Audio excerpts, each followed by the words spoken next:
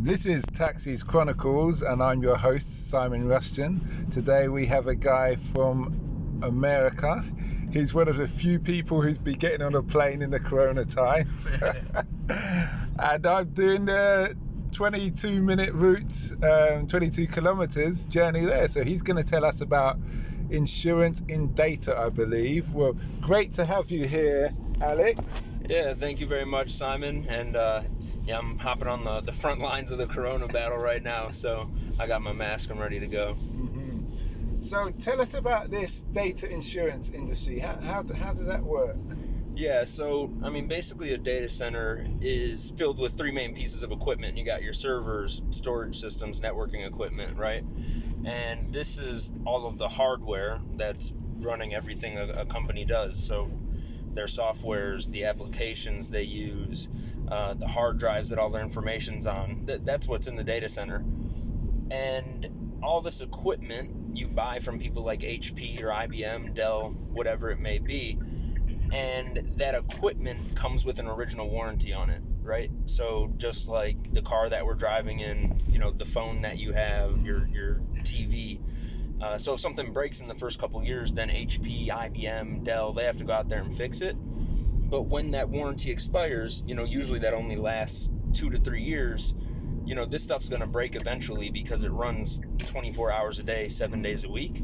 And that's where we come into play and basically offer a much cheaper service with just as good, if not, a better service with engineers all over the globe and help people maintain this equipment. So that must be a booming interest in industry, because everybody's going tech, Yeah. especially at this time when there's probably more people on tech than any time in the world before. They're doing their Zoom calls, they're doing all their different things. Can they make I asked you this before. Would you say they're not making it up to standard, the equipment? Is it like the old TVs could last 15-20 years? Yeah. Now a TV you're lucky if you get 3 years out of it. Oh yeah, it's funny, my grandmother still has like a Hoover from the 70s that I have to vacuum her floors with when I go over there. But no, this stuff is really high quality equipment, and I guess it's hard for me to say because it's really the manufacturers that are putting this hardware together, right? So you'd have to ask somebody from HP or IBM, and I know there's been myths about this with the iPhone, right? Everybody knows, like, as soon as your Apple Care or whatever is up after 2 years, all of a sudden everything starts breaking. So, I guess that could be a myth or a philosophy, but the fact of the matter is that this equipment is running 24/7 nonstop, right? So even, you have a fan. I literally keep a fan running in my house 24/7, and that fan probably breaks every 6 months just because it's constantly running, right? So I think that's more of why people need this insurance. And even right now, it's a very critical time because we cover hardware for companies that are considered critical and have to stay open during these times, like hospitals, banks, things of that nature, healthcare systems. Okay. Yeah, with the Apple, it was actually found to be true that Apple were, when you get the upgrade, after a year, they were making sure that new upgrade would slow down your phone and deteriorate your battery to get you to buy more. So that's yeah, it doesn't surprise me. And then, so I think that's what happened is when they got figured out about that is when they changed like the plug, because the plug went from a regular headphone jack to the same thing that they charge with. Yeah. And that was probably their way of, making sure that people were just buying new shit. So now they got to buy new headphones, new chargers, whatever, since people aren't upgrading their phone every day. Yeah.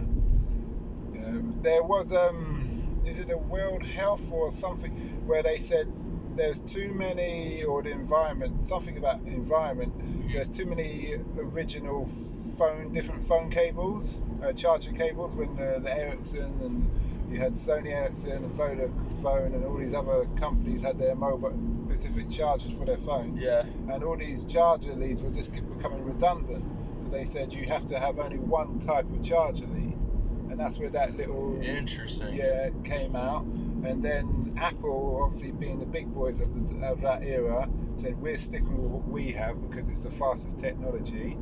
And now there's a plea for Apple to be in line with everybody else. Yeah. Because they're number 3. Well, you think about it, you don't need any plugs on a phone anymore because you got Bluetooth charging, you got Bluetooth headphones. What do you really need a connection for unless you're going to plug it into your computer and download something onto it, right? There's a fair point, because you could argumentatively just have, if you put your phone on the dashboard here, right, it just charges. Yeah, so what do you need a plug for? Instead of having the wire. It's crazy to think about all the little things. Like, nobody would ever sit there and think a phone charging cable, what's the carbon footprint of that, right? And how many of those are there in the world? Like, you walk into any corner store, whether you're in the UK, the US, any country in the world, you walk into a corner store, you're finding chargers and cables, right? Yeah. So it would be interesting to see. I mean, I obviously don't know anything about it, but something so simple and little that, I think you got at least 2 or 3 going on in the car right now, right? So it'd be interesting to know, what that actually has an effect on. Yeah, I hear you. So with this, with the insurance industry, would you say it's booming now? Yeah, so there's a common misconception that the cloud is just some mysterious cloud in the sky where everybody stores their data, but really all it means is you're storing your information or your applications on somebody else's hardware, right? So if you're using Amazon Cloud, that's all you're doing is storing all of your information in Amazon's data center. So the more that the cloud grows, which it's going to, because it's a cheaper, more efficient way for companies to build out infrastructure, our business is going to be growing right with it. And something that we actually launched in 2017, which is called Park View. It's a piece of artificial intelligence that can remotely monitor the data center, and it gets real-time analytics from this equipment, so that it can actually create a baseline and predict when there's going to be failures in the data center. Okay. So, if you have some sort of failure that's coming up, instead of, shit hitting the fan, everything's going wrong, you're calling our support center, we're actually calling you a week ahead and saying, hey, it looks like, let's say, for example, a server located in Amsterdam that controls all the GPS systems on your ambulances is about to have a hard drive failure. So we're going to send an engineer out there to get that problem solved. So that's like a huge competitive advantage of ours. And it's also something that, in the crazy times that we're in now, where everything is done remotely, it's going to be a huge benefit for people trying to manage their data centers. So basically it's like a service of a car, where you say every 10 or 12,000 miles, or every year, we're just going to do a routine check, and we know predictability with this model, these problems happen, so you'll probably need to change that. Yeah, so imagine if we could call you right now and say, hey, in 30 kilometers, your tire's going to go flat. So we see, you're located in Hounslow right now. We're going to drive up to you, make sure that we give you a new tire, so that when you hit that, pothole or whatever in 30 kilometers, it doesn't affect you and you can keep on running. Okay, that's good. Yeah. Okay, so it's insurance-wise, then your company's sole focus is just on these data servers. Yeah, servers, storage systems, networking equipment. We basically sell you a piece of paper that's a contract, and it says whenever something fails or breaks, needs to be replaced on this equipment, we send our engineers out there to go make sure that we get this stuff up and running as soon as possible. But it's critical stuff, right? So for example, we work with huge credit card companies, right? And if a storage system in their data center goes down that stores all of their online banking information for their customers, well, that's a huge issue, right? They could be losing a lot of transfer fees or whatever's going on. Or there's a server that's, running the actual swiping of the credit card on POS systems, right? So if one of those goes down for even 10 minutes, who knows how much money you're going to lose from people trying to swipe that card and it not working. I mentioned hospitals earlier. We look after the servers that, run critical pieces of equipment in the data center, whether that's, I'm not sure exactly what they are, but an x-ray, CAT scan machine, something like that. That's critical stuff, and you need it up and running all the time. So your company, I only learned about this a while ago. Yeah. The dark web and the deep web. You're on the deep web. I actually don't know what the meaning of Okay. Dark web, I think, is where you find like drugs and stuff. Dark web is drugs, guns, pornography, the fun stuff, or all that stuff. And deep web is where they hold all the data. Okay. So governmental data. So your company would need, your company would need to be validated by the government to say that you're okay how you're going to handle people's data, because it's sensitive things. Correct. Yeah. So we're a government contractor. For example, the World Bank is a customer of ours. London Stock Exchange is a customer of ours. Okay. So you got to be on top of your game. Okay.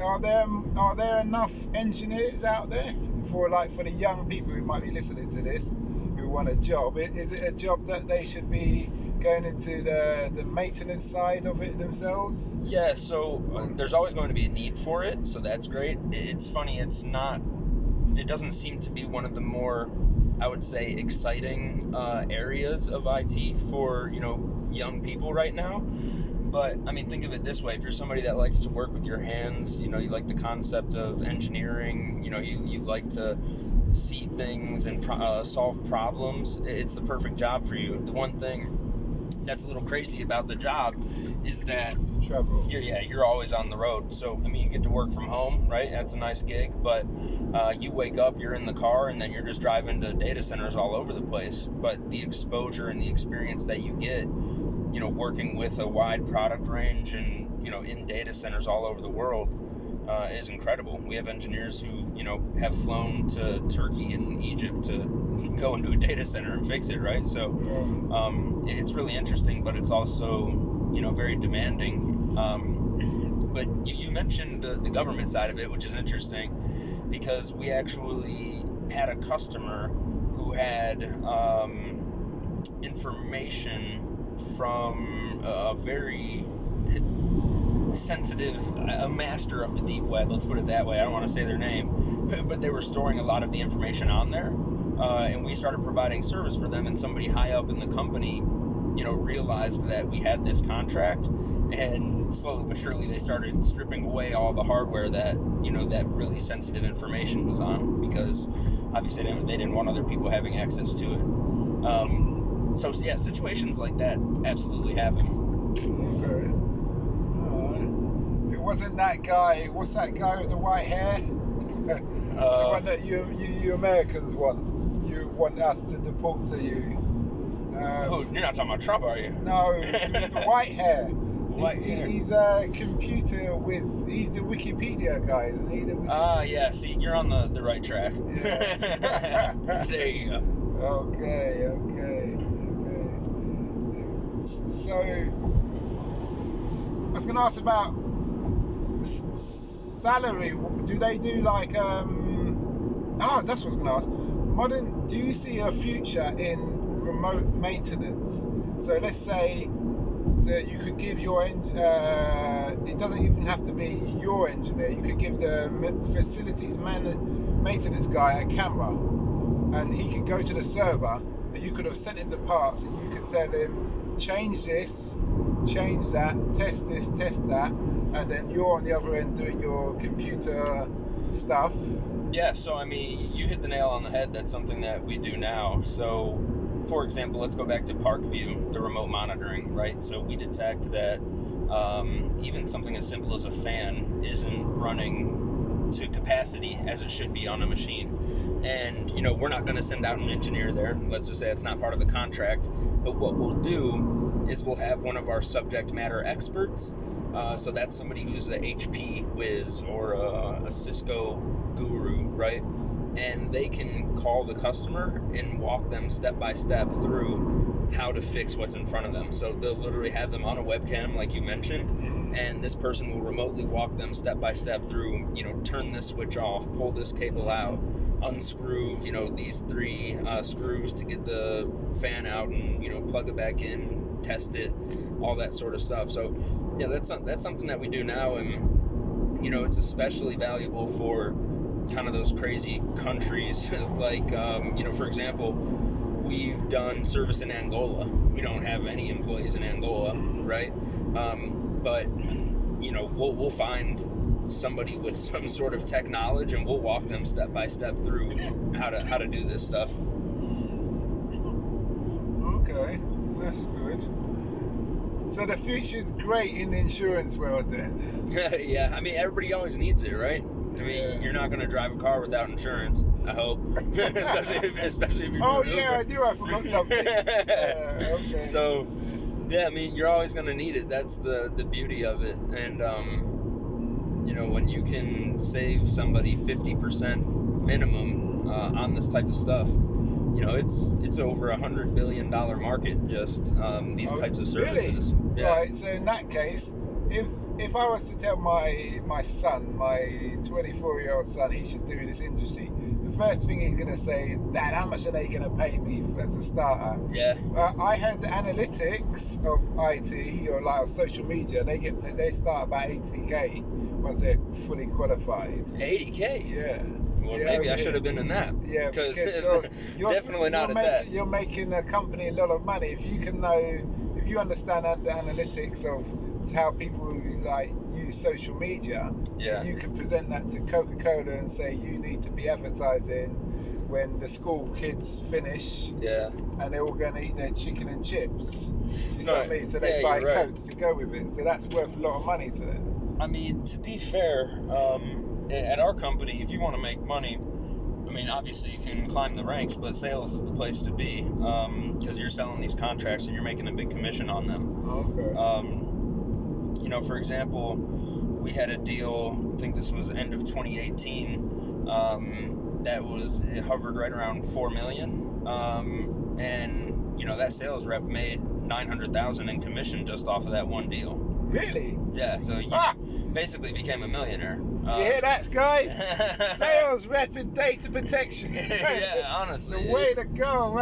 It's pretty crazy, because, I mean, we have deals that stretch anywhere from $800 to, 4 or 5 million, and when you're making a 12% commission on that sort of stuff, it adds up. So, yeah, that's definitely where the money is at. Who are the big competitors in the industry for you guys? Yeah, so the biggest competitors are always going to be the manufacturers. Out of that $100 billion market, they probably control at least 90% of it. Oh, is it? Yeah. Oh, yeah, I suppose they give that automatic 3-year insurance. Yeah, exactly.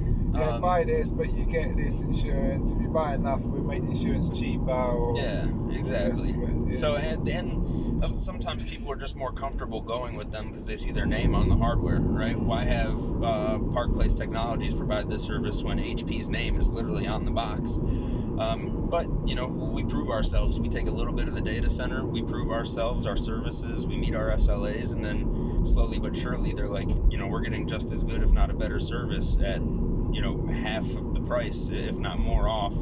So it's just a no-brainer. Also, I would look at you guys as also an after service, because after the 3 years, they're probably not interested, the big corporations, to be insuring them on the same products. Well, this is the thing. The big manufacturers, imagine how much money they spend into marketing, research and development, the actual manufacturing of the hardware. So that's what they want. Their goal is to get you to refresh and buy new hardware, where you know damn well that the hardware you bought 3 years ago still works, right? Why do you really get an iPhone 11? Because the camera is a little bit better.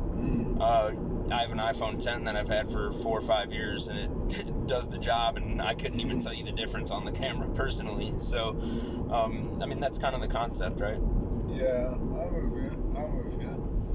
But anyway, thanks again, Alex. Been a great interview, great learning about the subject. I'm sure our listeners will like it. Yeah, absolutely. And hey, we're hiring for salespeople to join on July 6th. So take a look at Park Place Technologies website, and if you're interested in applying, definitely reach out to me on not Instagram, LinkedIn, the Instagram of the professional world. Alex Gaspar is the name. So appreciate it. Many thanks for that. I can see you've done this before. Yeah. God, that's actually a smooth ending. Better than any other endings I had. Life of a celebrity, I guess you get used to it. For all our listeners, why don't you try our sister podcast, which is Africa Investing Stories, talking about real people with real stories who've invested in Africa, the good things, the bad things, the potential, and all of that. It's posted twice a week on Monday and Thursday. Apart from that, thank you for listening, and thanks again, Alex. Thank you. Bye.